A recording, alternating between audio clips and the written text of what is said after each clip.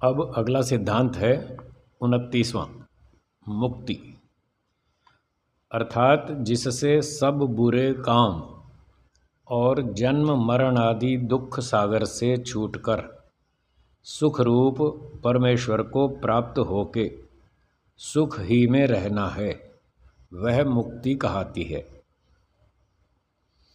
ये मुक्ति की परिभाषा है जो महर्षि दयानंद सरस्वती जी ने बताई। जिससे सब बुरे काम और जन्म मरण आदि दुख सागर से छूटकर,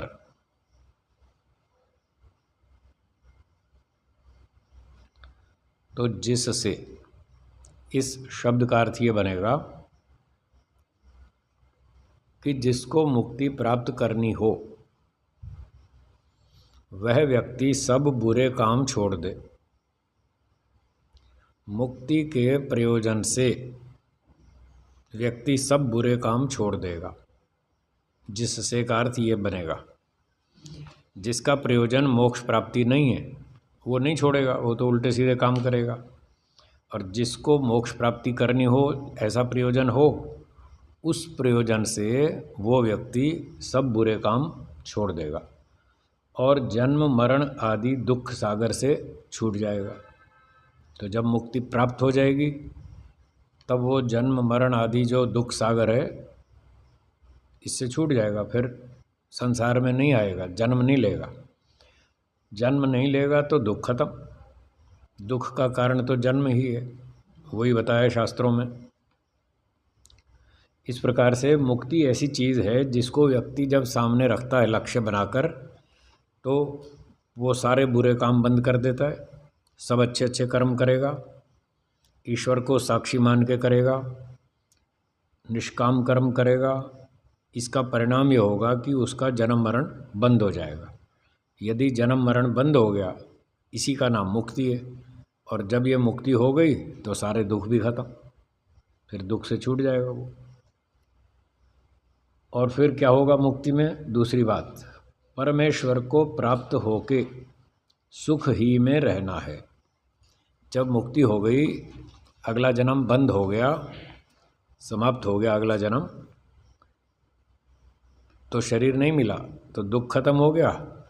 उस समय आत्मा का ईश्वर से संबंध जुड़ जाएगा, संबंध जुड़ जाएगा। आत्मा ईश्वर में घुल मिलकर एक नहीं हो जाएगा। भारत में और विदेशों में करोड़ों व्यक्ति ऐसा मानते हैं।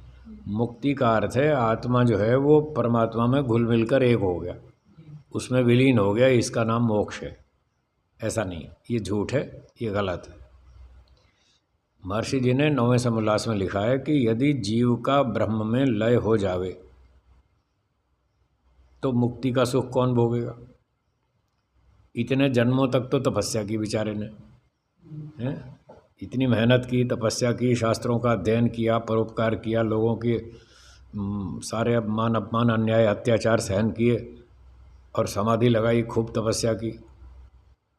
अब तो उसका नंबर आया सुख भोगने का। और अब यदि उसको परमात्मा में घुला मिलाकर एक बना दें तो वो तो सारी तपस्या उसकी बेकार हो गई, पानी में गई।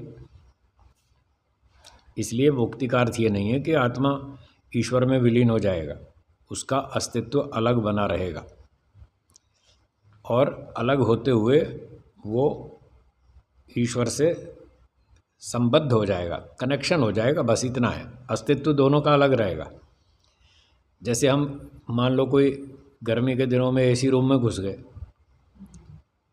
तो हमारा उस रूम से कनेक्शन हो गया, उस रूम के अंदर घुल मिल कर एक थोड़ी हो गए। हमारा अस्तित्व अलग है, कमरे का अस्तित्व अलग है। उस कमरे में प्रवेश करने से वहाँ की ठंडक का लाभ मिलने लगा। बस ऐसा ही है मोक्ष। ईश्वर के साथ आत्मा का कनेक्शन हो जाता है और ईश्वर का आनंद मिलता है। जैसे एसी रूम में जाकर एसी की ठंडक मिलती है, ऐसा होता है। तो परमेश्वर के को प्राप्त होने का मतलब उससे संबद्ध हो करके, उससे जुड़ करके, कनेक्टेड हो करके सुख ही में रहना। वो फिर मुक्ति का समय है लंबा चौड़ा, उतने समय तक सुख में रहता है आत्मा, पूरा आनंद का लाभ लेता है। इसका नाम मुक्ति है। तो ये तो आत्मा की स्वाभाविक इच्छा है कि मुझे सुख चाहिए, वो सदा से है और सदा रहेगी। जो गुण जिस द्रव्य में सदा से होता है और सदा रहने वाला हो, उसको उसका स्वाभाविक गुण कहते हैं। ऐसा हम पढ़ते हैं न्याय दर्शन में, योग वैशेषिक दर्शन में।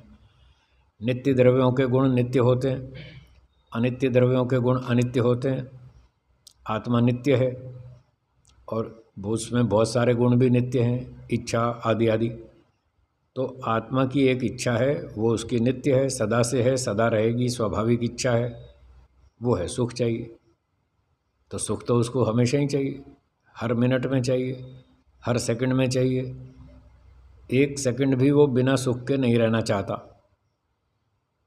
और ये स्थिति मोक्ष में होती है, वहाँ उसको लगातार सुख मिलता है ईश्वर से।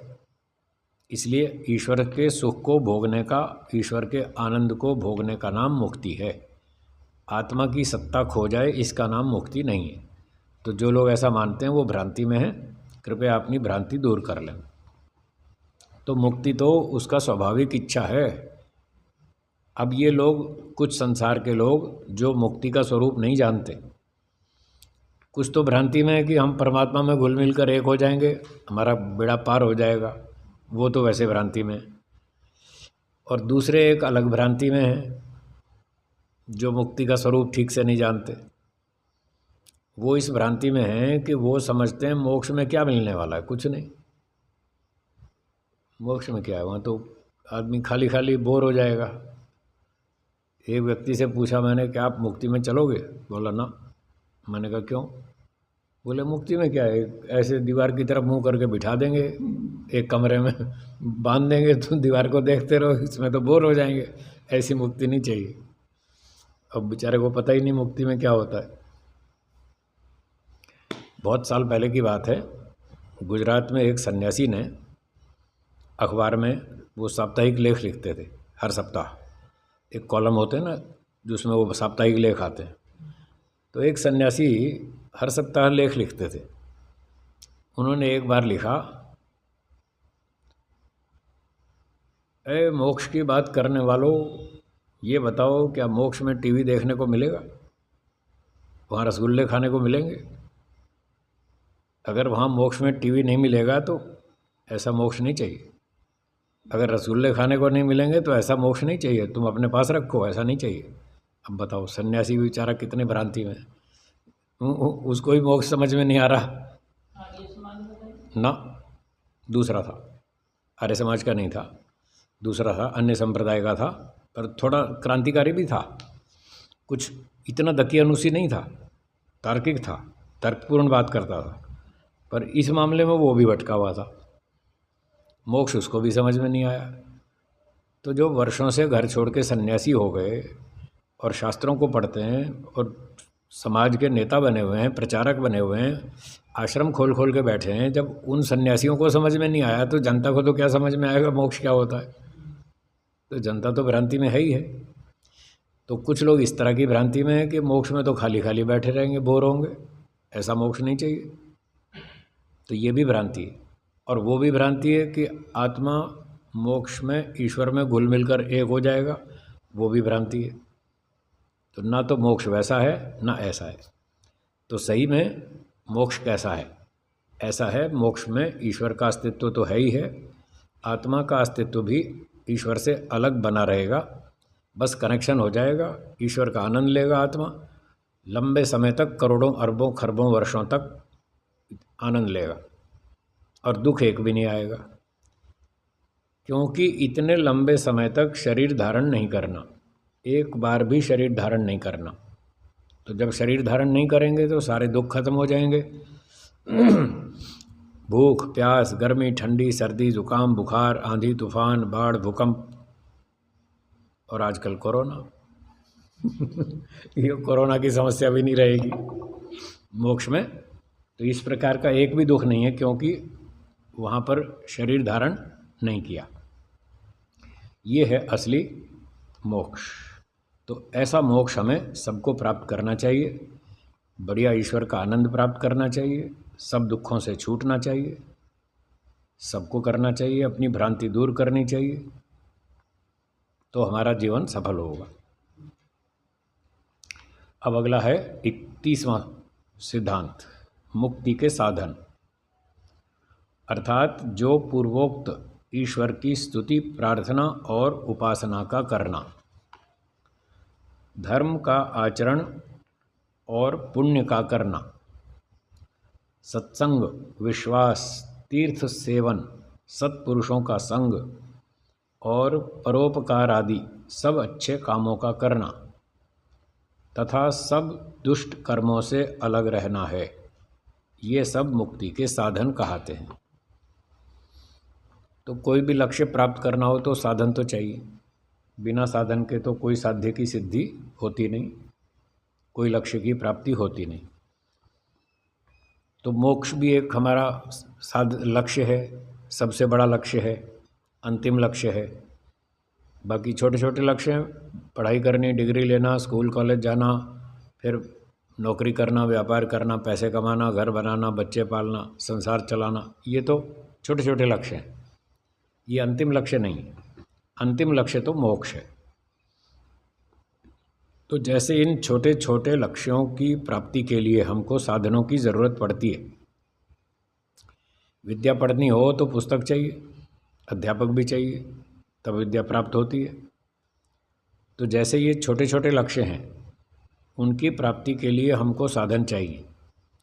इसी प्रकार से मोक्ष सबसे बड़ा लक्ष्य है, उसकी प्राप्ति के लिए भी हमको साधन चाहिए। तो यहाँ मुक्ति के साधन बताए हैं कि इन साधनों से आत्मा मोक्ष की प्राप्ति कर सकता है। क्या क्या साधन बताए? जो पूर्वोक्त ईश्वर की स्तुति, प्रार्थना और उपासना का करना, एक साधन है मोक्ष प्राप्ति का, ईश्वर की स्तुति, प्रार्थना, उपासना करना। तो पीछे इनकी परिभाषाएं आ चुकी हैं, इसी पुस्तक में हम पढ़ चुके हैं। ईश्वर की स्तुति क्या है, प्रार्थना क्या है, उपासना क्या है, तो ये साधन है। तो जो जो मोक्ष में जाना चाहते हैं उनको ईश्वर की स्तुति, प्रार्थना, उपासना करनी चाहिए, इसके बिना मोक्ष नहीं होगा। धर्म का आचरण और पुण्य का करना, तो धर्म की परिभाषा भी आ चुकी है, पुण्य की परिभाषा भी आ चुकी है पिछले सिद्धांतों में। तो धर्म का आचरण करें, पक्षपात रहित सत्य न्याय का आचरण करें, ये धर्म है। वेदोक्त ईश्वराज्ञा का पालन करें, ये धर्म है, ये मुक्ति का साधन है। जो धर्म का आचरण नहीं करेगा उसको मोक्ष नहीं मिलेगा, वेदोक्त आचरण नहीं करेगा उसको मोक्ष नहीं मिलेगा। और पुण्य का करना, पुण्य करना चाहिए, पुण्य करने से मोक्ष मिलता है, पुण्य से सुख मिलता है, मोक्ष में सुख मिलता है। तो इसका अर्थ है कि हमें अच्छे काम करने पड़ेंगे, और अच्छे काम भी सकाम निष्काम दोनों भावनाओं से होते हैं। यदि सकाम भावना से करेंगे तो उससे जातीयायु भोग, बार बार जन्म मिलेगा, और यदि निष्काम भावना से पुण्य कर्म करेंगे, अच्छे काम करेंगे, तो उससे फिर मोक्ष मिलेगा। इसलिए मोक्ष के साधनों में जो पुण्य का शब्द रखा है उससे निष्काम कर्म लेना चाहिए कि निष्काम भावना से पुण्य करें। जैसे वेद विद्या को पढ़ना, पढ़ाना, प्रचार करना, लोगों को अच्छी बात बताना, बुराई से बचाना, अच्छी सुझाव देना, उनके दोष दूर करना, उनमें गुणों की स्थापना करना, उनको वेद, अध्यात्म, ईश्वर की ओर ले जाना, ये सारे पुण्य के कर्म हैं, ये सब अच्छे काम हैं। निष्काम भावना से यदि किए जाएंगे तो ये मोक्ष प्राप्ति का साधन बनेगा। आगे लिखा है साधनों में सत्संग, विश्वास, तीर्थ सेवन। तो सत्संग करना, सत्पुरुषों का संग करना। सत्पुरुष अच्छे लोग, जो वेदोक्त आचरण करने वाले, सज्जन, ईमानदार, देशभक्त, चरित्रवान, ईश्वर भक्त, ऐसे जो सत्पुरुष हैं, बढ़िया लोग, वेदानुकूल आचरण वाले, ऐसे विद्वानों का संग करना, उनके साथ रहना, बैठना, उठना, उनका प्रवचन सुनना, उन पर श्रद्धा रखना, उनसे शंका समाधान करना, और उनके बताई बातों पर आचरण करना, ये है सत्संग। केवल सुन लेना काफ़ी नहीं है। हाँ, केवल सुनने से कुछ ज़्यादा लाभ नहीं होता, 10% ही होता है, 10-15%।